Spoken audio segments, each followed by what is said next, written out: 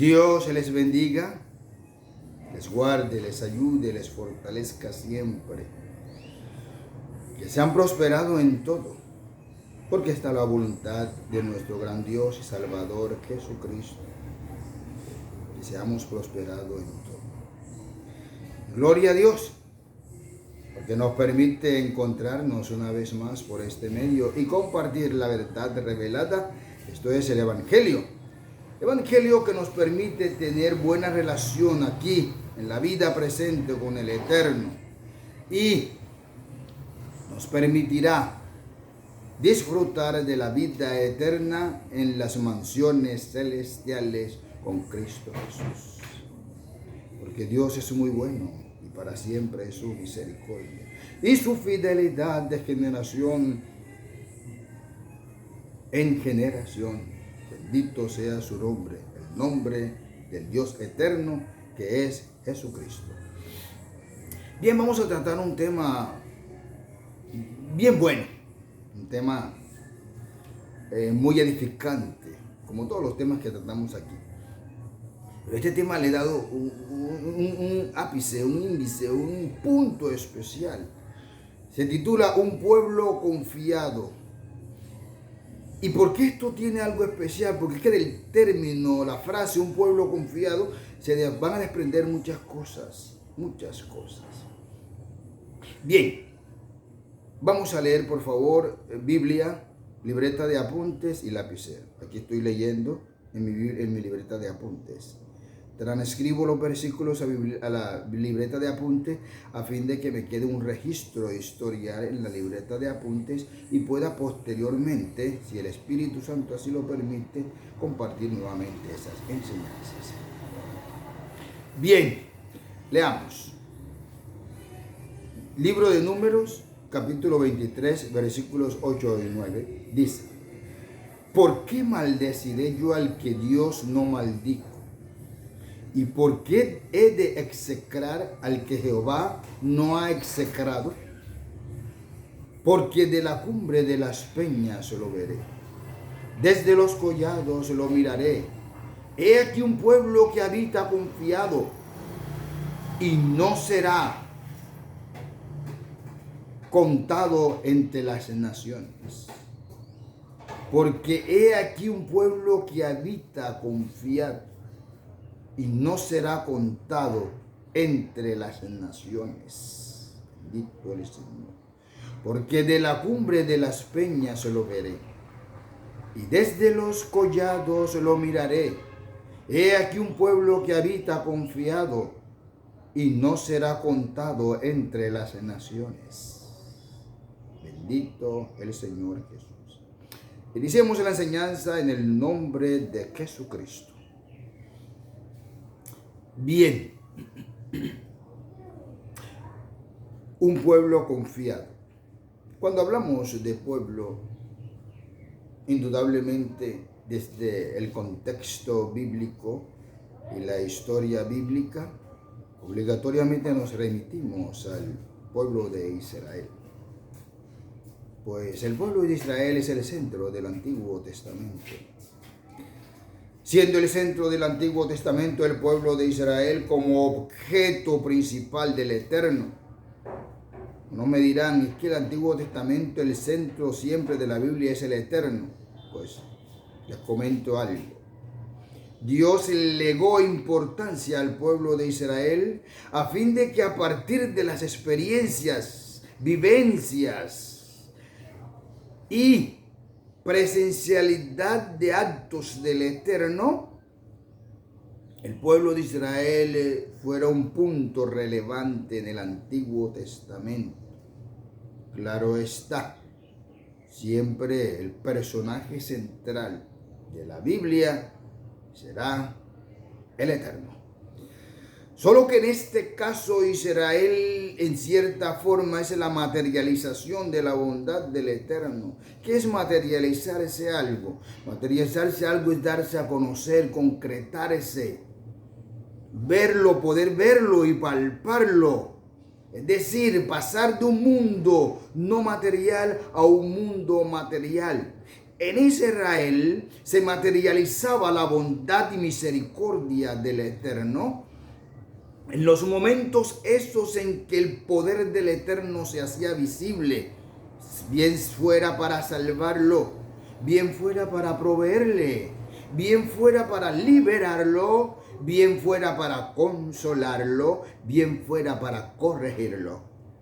La misericordia y la bondad del Eterno se materializaban en los actos conducentes a estas formas de educación al pueblo.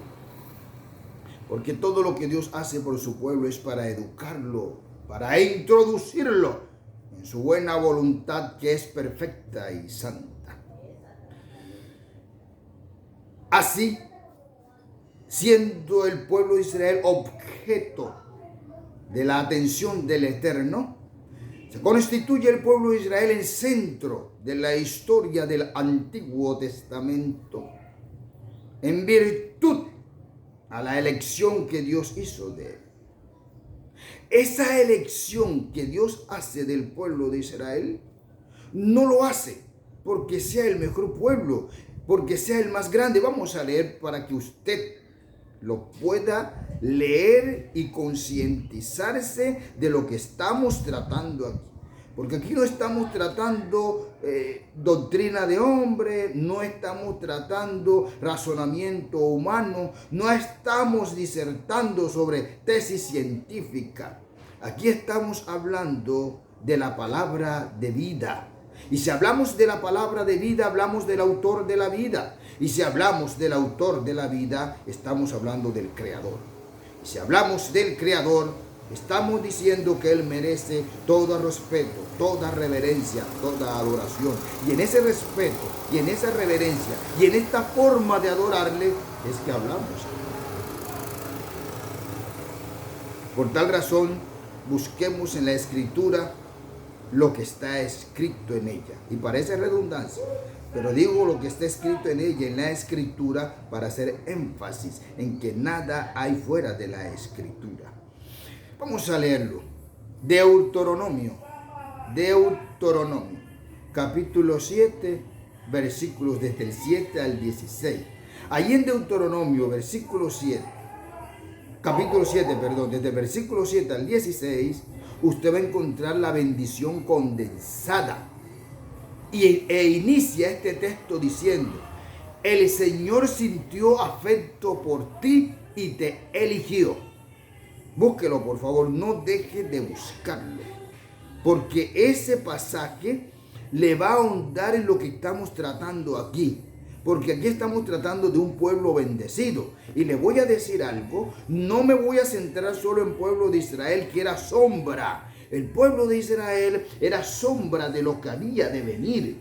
Eso lo dice Pablo, todo era sombra de lo que había de venir. Pero el cuerpo real, la sustancia, la materialización real del Eterno, el acto final, la manifestación final del Eterno a favor de los hombres, es Cristo Jesús, que es el cuerpo real.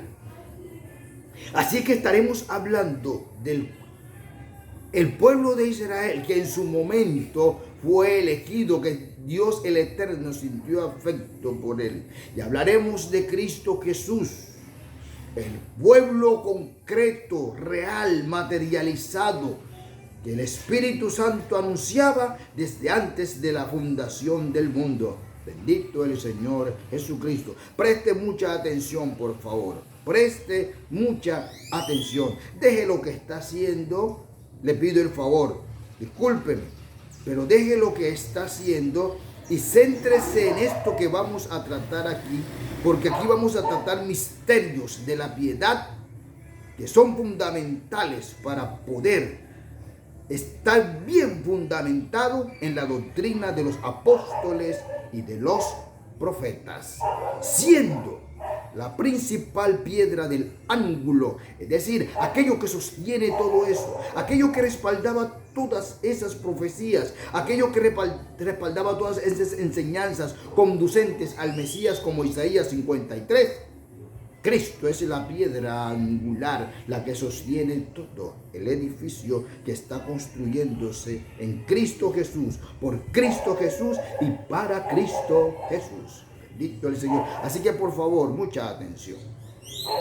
Bien, les dije que Dios en el capítulo 7 de Deuteronomio inicia: el Señor sintió afecto por ti y te eligió. Igualmente les dije que aquí estaba en este pasaje, en estos textos bíblicos, está condensada la bendición que Dios le prometió al pueblo de Israel. Léaselo por favor. Ahí usted va a leer que Dios le dice: te saqué de Egipto. Y de Egipto salieron 70 personas y luego se multiplicaron como las arenas del desierto. Trasladándonos este texto y materializándose la promesa hecha a Abraham, el cual Dios le dijo a Abraham: si tu descendencia fuese muy poca, lo voy a parafrasear, será multiplicada como las arenas del mar. Y mira al cielo, así como se multiplican las estrellas, tu descendencia será multiplicada. El Espíritu Santo que nos enseña con esto, que nos quiere enseñar el Eterno. El Eterno nos quiere enseñar que había dos pueblos, uno en Ismael, hijo de la esclava, otro de Isaac, hijo de la promesa. Recuerde que Isaac nació por promesa, Ismael nació por adjudicación de una esclava para que naciera esclavo. Así que Ismael nació esclavo. Eso representa la Jerusalén terrenal y las estrellas representan la Jerusalén celestial. Eso lo dice Pablo. Léalo, Hebreos. Ahora bien, este pueblo de Israel fue elegido por el Eterno. Le hizo unas promesas terrenales. Esas promesas terrenales condensadas en este capítulo 7 hablan de: bendeciré tu vientre, no solamente el vientre de tu mujer, sino de tus bestias. Bendeciré tu tierra, multiplicaré tu sementera, alejaré las enfermedades, te rodearé de bendición. Las enfermedades las enviaré a otros pueblos. Tú no padecerás de enfermedad alguna, porque yo soy Jehová tu sanador. Y empieza Dios a desplegarle un conjunto de bendiciones. Conjunto de bendiciones que en efecto se materializaron en el pueblo de Israel. A fin de que Dios, para darse a conocer entre los hombres, porque nadie puede conocer al Eterno si el Eterno no se da a conocer entre los hombres. Como ya hablaremos del Evangelio y la forma que el Eterno actúa a partir de la gracia. Fíjese cómo Dios es fidedigno a su pacto. Dios estableció un pacto con el pueblo de Israel. Dios ratifica el pacto con el pueblo de Israel, porque pacto ya hecho fue con el Señor Abraham. El Señor Abraham tomó el pacto, en el pueblo de Israel se ratifica, en el pueblo de Israel se materializa, se hace efectivo, a fin de demostrar que Dios es fiel eternamente y por siempre, que no olvida su palabra, que no olvida su pacto. Él dijo y fue hecho, Él mandó y ya existió. No hay nada que se escape a su buena voluntad, porque Dios no tiene nunca mala voluntad. El Eterno siempre tendrá buena voluntad, porque Él es perfecto, absoluto, amor. Él es amor. Él no es el amor. Él es amor, porque de Él emana todas las cosas. Así es, Él es el centro absoluto de toda virtud. Si lo llamaremos virtud para darle un color o un tinte humano, lo llamaremos virtud. Él es el centro de toda virtud. Este Eterno, absolutamente fiel, elige al pueblo de Israel y lo toma como pueblo suyo. Cuando el pasaje que leímos Números, el principio, el pasaje Génesis introductivo, allí está Balac, rey, Seón, y Balac, un rey amorreo, y Balaam, un profeta del Eterno. Balaam tenía mucha fama, muy buena fama, por cierto. La palabra que Balaam decía es una palabra que se cumplía, porque venía directamente del Eterno y él era la boca del Eterno. Esta fama se extendió y llegó hasta los amorreos, y Balac decidió traer a Balaam para que maldijera al pueblo de Israel. Le envía presentes, le envía regalos. Los primeros príncipes Balac los envía sin él. Luego le envían príncipes de más categoría, de más jerarquía. Balaam los recibe, Balaam los recibe, Balac los envía, Balaam los recibe. En la primera comitiva de Balac, Dios le dijo que no fuera. En la segunda comitiva, Balaam insiste al Eterno, y el Eterno, para probarlo, viene y le dice: ve, esta prueba no implica castigo. Esta prueba del Eterno que le pone a Balaam era probando el corazón de Balaam, a fin de establecer en Balaam su reino. Dios miró desde las alturas, él conoce el pensamiento de lejos y vio la tendencia del corazón de Balaam, pero también Dios sabía que Balaam era un hombre recto. Dios sabía que Balaam era un hombre temeroso de él. Dios sabía que Balaam era un profeta fiel a él. Mas Balaam tenía que ser enseñado en algo. En esto que le enseñó a través de la mula. Una mula, animal de carga, enseñó a Balaam. Esa enseñanza quedó grabada en Balaam. Y cuando Balaam va a profetizar acerca o a favor de Israel o contra Israel, decide profetizar a favor de Israel. Y es cuando lanza la expresión, ¿por qué? Dice, ¿por qué maldeciré yo al que Dios no maldijo? ¿Y por qué he de execrar al que Jehová no ha execrado? Porque de la cumbre de las peñas se lo veré, y desde los collados se lo miraré. He aquí un pueblo que habita confiado, y no será contado entre las naciones. Balaam estaba mirando no por sus ojos, estaba mirando por los ojos del Eterno. Porque si ustedes conocen la historia de Israel, y sería bueno que la conocieran, sabían que Israel fue el contumaz, fue rebelde. Israel permanentemente se rebelaba contra el Eterno. Sin embargo, los ojos del Eterno no miraban la maldad de Israel, sino que miraban el acto de él en Israel, los actos que permitían que Israel estuviera tranquilo, sin peligro alguno. Esa visión del Eterno es la que estaba contemplando Balaam. No miraba Balaam con sus ojos, pues si Balaam ve con sus ojos, ve las riquezas y maldice. Pero ¿qué es el hombre para maldecir? ¿O qué potestad tiene el hombre para maldecir? En el sentido de maldición, no en el sentido de hablar mal, porque hablar mal también es maldecir. Fíjese que esta visión que tiene Balaam, dada por el Eterno, le permite decir que habita un pueblo confiado, que no será contado entre las naciones. Es decir, será un pueblo único, un pueblo reservado.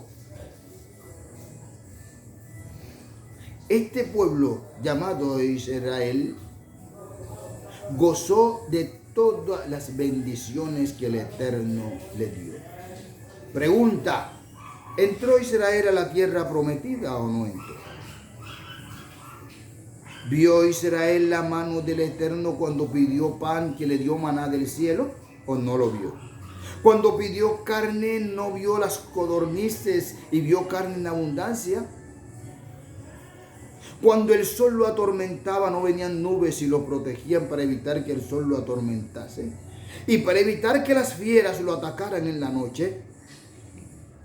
El mismo Eterno, en una manifestación de su poder, en una teofanía, se vestía de antorcha para iluminar el camino. Imagínese ese potente reflector. Imagíneselo solamente, y eso será suficiente para que de su boca salga gloria a Dios. Gloria a Dios. Porque ese potente reflector abarcaba gran cantidad del desierto, más allá de lo que el pueblo podía habitar, a fin de que las fieras no se acercaran, ni serpientes, ni ningún otro animal feroz.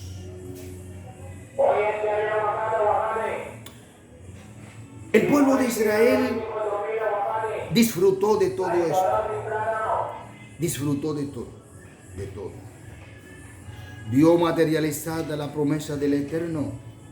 Vio cómo su Dios lo asistía. Vio cómo su Dios lo cuidaba. Vio cómo su Dios le proveía. El pueblo estaba confiado. El pueblo estaba protegido.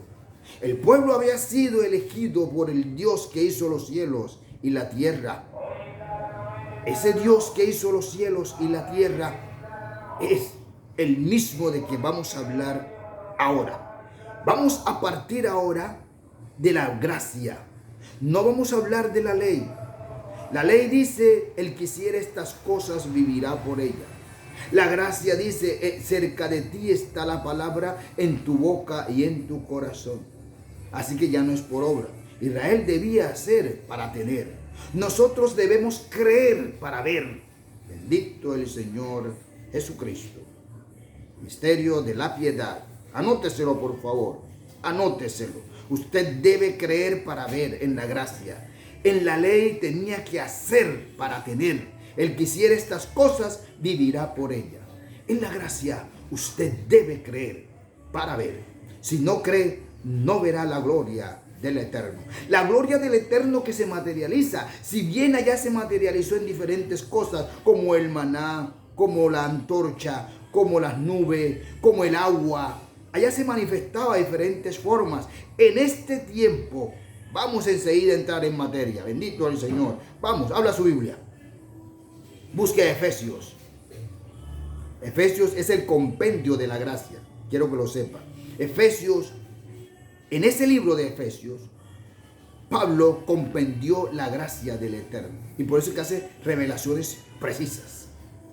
Léaselo, por favor. Vamos.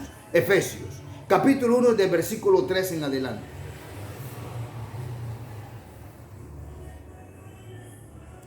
¿Ya lo tiene? Bien. Notará que allí el apóstol Pablo empieza a plantear un nuevo pueblo bajo una nueva, bajo una nueva forma de elección. Ahí sí. Un nuevo pueblo bajo una nueva forma de elección. Esta nueva forma de elección de este nuevo pueblo no se llama ley, se llama gracia. Es decir, favor inmerecido. Favor que tú no has hecho nada, ni yo he hecho nada para merecerlo, sino que el beneplácito del Eterno así lo quiso. Por eso el apóstol Pablo dice, empieza en el capítulo 3, Efesios, capítulo 1, versículo 3, perdón, Efesios. Dice, bendito sea el Dios, ese sí me lo he memorizado, ese sí lo sé de memoria, no lo estoy leyendo aquí. Dice, bendito sea el Dios y Padre de nuestro Señor Jesucristo, que nos bendijo con toda bendición espiritual en los lugares celestiales en Cristo Jesús. Pare ahí. Bendito sea el Dios y Padre de nuestro Señor Jesucristo. que nos bendijo con toda bendición espiritual en los lugares celestiales en Cristo Jesús. Ojo, ya está haciendo alusión a las estrellas del cielo, lugares celestiales, estrellas del cielo, la nueva Jerusalén, la Jerusalén celestial, la que no es esclava, Jerusalén la celestial, la que es hija de la promesa. Allí no intervino fuerza natural. Abraham ya no podía engendrar. Sara ya no podía, había perdido la costumbre de las mujeres, ya no ovulaba. No había fuerza en Abraham, no había fuerza en Sara natural. Pero la potencia salvadora de la diestra del Eterno, que hace posible lo imposible y que trae a la luz material lo que no existe y que dice que es lo que no es, hizo que Sara se preñara por el semen de Abraham, no por otro, no in vitro, no. Aquí hablamos de que Abraham recibió la potencia en su semen para poder engendrar el óvulo, la matriz estéril de Sara, que recuperó vida en pura gracia, en puro milagro, en puro afecto de la voluntad del Eterno, para determinar desde antes que sucedieran las cosas lo que habría de suceder en Cristo Jesús y por Cristo Jesús. Bendito el Señor. Cristo Jesús se constituye en la promesa que el Eterno dio a la humanidad para que pueda ser salva. Porque de tal manera amó Dios al mundo que ha dado a su Hijo unigénito, para que todo aquel que en él cree no se pierda, mas tenga vida eterna. Ahora bien, como si usted tiene un hijo y debe obligatoriamente ponerle un nombre, pues en la antigüedad ponerle nombre a alguien era señal de señorío, de dominio, de control, de administración. Recuerde, si ha olvidado esto, por favor, retorne a la enseñanza de la supremacía del nombre de Cristo. Búsquela, repásela, porque es importante que usted tenga claro el fundamento de los apóstoles y profetas, siendo la principal piedra del ángulo Jesucristo mismo. Búsquesela, por favor. Este ser, esta teofanía del Eterno, que se llama Hijo de Dios, obligatoriamente para poder que en él se condensase toda la bendición que sería otorgada a nosotros, porque en Génesis 7 se condensa la bendición que se daría al pueblo. En Cristo Jesús, en el principio era el Verbo, y el Verbo era con Dios, y el Verbo era Dios. Evangelio según San Juan capítulo 1:1. En el principio era el Verbo, y el Verbo era con Dios, y el Verbo era Dios. Este era en el principio con Dios. Todas las cosas por Él fueron hechas, y sin Él nada de lo que ha sido hecho hubiese sido hecho. Y mire cómo sigue, dice, y en Él estaba la vida, y la vida era la luz de los hombres, y la luz en las tinieblas resplandece, y las tinieblas no prevalecieron ante la luz. Este Cristo, manifestación del Eterno, que se titula Hijo de Dios. Vamos a retornar a Efesios. Dice Efesios, ahí mismo, busque más abajo. Vamos a avanzar, vamos a salir de donde le dije y avancemos. Busque más abajo. Dice, porque le plació a Dios en él, en Cristo Jesús, condensar todo, tanto las cosas de arriba como las cosas de abajo. Es decir, tanto las estrellas del cielo como la arena del mar. Es decir, los dos pueblos. A Él le plació los dos pueblos, reunirlos, condensarlos en Cristo Jesús. Ambos pueblos están bajo la gracia. Y todo el que esté bajo la gracia debe sujetarse a lo que la gracia ordena. No es si queremos, no es si deseamos, no es que yo creo esto o creo aquello, no es de creer, no es de desear, no es de pensar, es de obedecer. Porque a todos los que le recibieron y a los que creen en su nombre, les dio potestad de ser hechos hijos de Dios. ¿Y cuál es ese nombre? Si yo digo hijo unigénito, no va a ser nombre. Si yo digo Padre, no va a ser nombre. Si yo digo Espíritu Santo, no va a ser nombre. Obligatoriamente tendría que concretarse en un ser definido, concreto, así como el Eterno se manifestó en la antigüedad como Jehová, Dios que salva. En el presente, en Lucas dice que se manifestó como Emmanuel, Dios con nosotros. Y este Dios con nosotros recibió un nombre que es dado a los hombres para que puedan ser salvos. Es decir, para que invocando ese nombre sobre ellos puedan ser salvos y sus pecados puedan ser perdonados. Porque ahí léase más abajo. Por eso es que Efesios es la condensación de la gracia. Más abajo de Efesios, en el mismo capítulo, léalo más abajo. Dice, en su sangre perdón de pecados y redención por su abundante gracia. Este nombre, que es el nombre dado a los hombres para que puedan ser salvos, fue el que Dios designó, nominando para que lo llevara Cristo Jesús. Y no solamente le dio el nombre para salvación, sino que lo hizo su tabernáculo para enseñanza nuestra, para indicarnos el Espíritu Santo con esto, que todo aquel que lleve el nombre de Cristo Jesús puede alcanzar la bienaventuranza de ser tabernáculo del Eterno, como en efecto así lo somos. Bendito el Señor Jesús. Porque el Espíritu Santo, que es el Eterno mismo, viene y mora con los hombres. Cosa que ojo no vio, ni oído oyó, ni ha subido en corazón de hombre. Es lo que Dios ha preparado para los que le aman. Estas verdades que estoy comunicándoles, que estoy compartiéndoles, son las verdades que el Eterno, que Cristo mismo trajo. Jesús dijo, yo soy la resurrección y la vida. Jesús dijo, yo soy la luz del mundo. Jesús dijo, yo soy el camino. Jesús dijo, yo soy la verdad.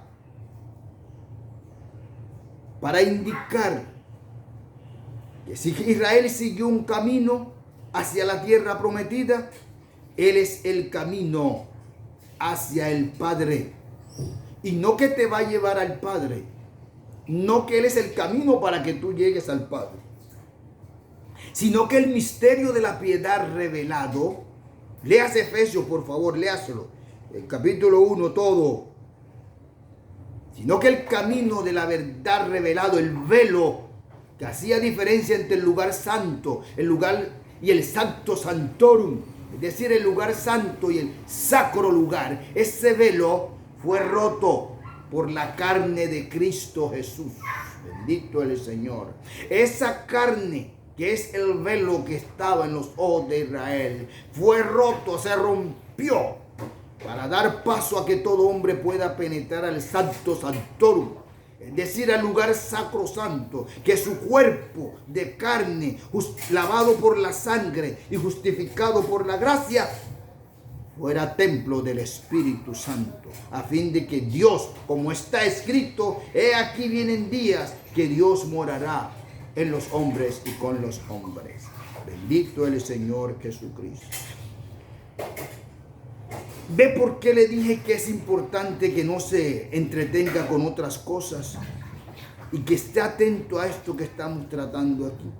Porque aquí tratamos para poder esclarecer por qué el Eterno recibió el nombre de Hijo y por qué este Cristo Jesús tiene el nombre y que en ese nombre es que podemos ser salvos. Aquí no hay títulos. Dios no es amigo de títulos. Cuando Dios dice que usted es hijo de Él, no es por darle un título, es por darle una dignidad. Dignidad, no título. Dios no es amante de títulos. De hecho, los títulos ante el Eterno no sirven para nada. A Dios no le sirve nada el título de pastor. A Dios no le sirve nada el título de apóstol. A Dios no le sirve nada el título de superadministrativo de las cosas sagradas. A Él no le sirve de nada eso. Dios no es amigo de títulos. Dios es amigo de dar dignidad al hombre. De que el hombre recupere la dignidad. Y para que el hombre recuperara su dignidad, no escatimó esfuerzo alguno, sino que se vistió de carne en la humanidad de Cristo Jesús y en el Calvario combatió para poder establecer un pueblo nuevo, un pueblo que habite confiado. Un pueblo que esté relajado, tranquilo, sabiendo que este Cristo Jesús le dijo: he aquí yo estoy con vosotros todos los días, hasta el fin del mundo. Ya no envía ángeles. Recuerde que la ley era administrada por ángeles. Ya eso también lo analizamos en un audio anterior. Recuerde que la ley era administrada por ángeles. El mismo Eterno se vestía de ángel de Jehová. Ese ángel de Jehová no es que Dios tenía un ángel y lo mandaba. Ese ángel de Jehová era el mismo Jehová que hacía presencia como mensajero, porque aún no se había manifestado el tiempo final donde Él personalmente hiciera todo. Así que este ángel de Jehová, si usted lee la escritura del Antiguo Testamento, notará que no es alguien distinto a Jehová de los ejércitos, porque es una teofanía. La teofanía final del Eterno es Cristo Jesús, Salvador nuestro. Esa es la teofanía final. El término teofanía significa manifestación temporal de Dios. Manifestaciones temporales del Eterno que se llaman teofanía. Jesucristo siendo la teofanía final del Eterno, como está escrito en Efesios, pues ya no habrá más manifestaciones. Pues la última manifestación del Eterno es para establecer nuevamente lo perdido en Génesis. Ya no hay pañitos de agua tibia. Ya no hay bendiciones temporales. Ya no hay aprovechamiento del poder del Eterno temporal. Ahora en Cristo Jesús hay un aprovechamiento eterno, permanente, concreto. ¿Sí? Y que ese aprovechamiento viene desde la eternidad e irá a la eternidad, porque no hay más. El que lo reciba, bien, porque a todos los que le recibieron y a los que creen en su nombre, les dio potestad de ser hechos, dignidad, no título, hijos de Dios. En esta dignidad de hijo de Dios, todo aquel que se constituya hijo de Dios por la dignidad conferida por el Eterno, integra indudablemente el pueblo que habita confiado. El pueblo que habita confiado, aleluya. Balaam, no pudiendo mirar a ras de tierra, en la misma línea, en la verticalidad de la tierra, no pudiendo mirar todo el pueblo de Israel y la bendición que Dios se le había otorgado, dijo: me subiré a las peñas, me subiré a la montaña, me subiré a los collados, a los lugares altos, para poder contemplar el pueblo y bendecirlo, porque este pueblo habita confiado desde la óptica de Dios, desde la óptica de Cristo Jesús. Bendito el Señor. Cristo Jesús te va a mirar a ti desde su óptica, no de la óptica del vecino, no de la óptica del que juzga, no de la óptica del juez terrenal, que hay acá en cada esquina hay uno, por cierto. No es desde esa óptica. Él te va a ver desde la óptica de la sangre de Cristo que fluye permanentemente. Te va a mirar desde esa óptica, a través del velo de su sangre. Y te va a mirar a través del velo de su gracia, que ya no es velo, sino visión directa. Y va a decir de ti, de todos nosotros: he aquí un pueblo que habita confiado, que no será contado entre las naciones.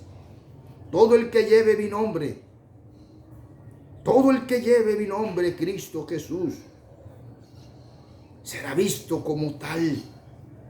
No será contado entre las naciones. No formará parte del conglomerado del mundo. No formará parte de los países del mundo. Tal vez sufran un poco. Tal vez no tengan la aceptación de todos. Tal vez habrá un momento en que te parecerán que están solos, tristes y agobiados. Pero este pueblo que habita confiado, esa tristeza, esa soledad, ese agobio, se tornará en fuentes de alegría, como cuando llueve y la tierra necesita del agua. Entonces las plantas reverdecen, las flores expanden sus pétalos y el sol sonriente sale después de la lluvia para acariciar tiernamente la tierra. Así será mi presencia en ellos, no les faltará. Yo seré su consolador, yo seré su sustentador. Yo les diré: pueblo mío, aquí estoy. Gózate y alégrate en el día de tu redención. Porque estamos llamados a eso. Estamos llamados a ser el pueblo escogido. Porque así está escrito, que somos pueblo escogido, real sacerdocio, nación santa, adquirida. No dice, fíjese que Pablo inmediatamente allí hace algo. Pablo dice: ¿para qué voy a usar el apelativo? ¿Para qué voy a usar el nominativo? Yo voy a usar la calidad que tiene este que me ha salvado. Pueblo escogido por Dios. Pueblo escogido por Dios. ¿Y dónde somos escogidos? Por supuesto, somos escogidos por la teofanía final del Eterno, que se llama Cristo Jesús. Dios les bendiga. Los quiero mucho.